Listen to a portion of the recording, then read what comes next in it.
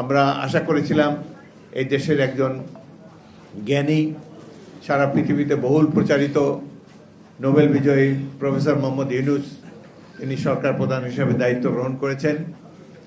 আমরা একজন যোগ্য মানুষকে পেয়েছিলাম নেতা হিসাবে। আশা করেছি যে তিনি জাতিকে গণতন্ত্র প্রতিষ্ঠার অভিষ্ট লক্ষ্যে নিয়ে যেতে পারবেন। কিন্তু কিছু কিছু ক্ষেত্রে আমরা ব্যর্থ হয়ে দেখেছি। প্রফেসর ইউনূস নিশ্চয়ই চেষ্টা করেছেন আন্তরিকভাবে, কিন্তু উপদেষ্টা পরিষদের কিছু কিছু সদস্য তারা 2-4 দিন পরেই গদিটা যে নরম, এখানে আর ছাড়তে চান না, এই ধরনের মনোভাবের তারা শিকার হয়েছেন।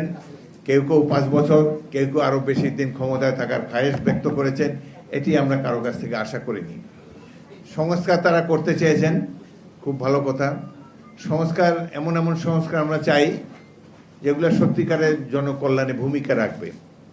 সংবিধান সংশোধন করা এটি কেবলমাত্র নির্বাচিত প্রতিনিধি, গণপ্রতিনিধিদের কাজ।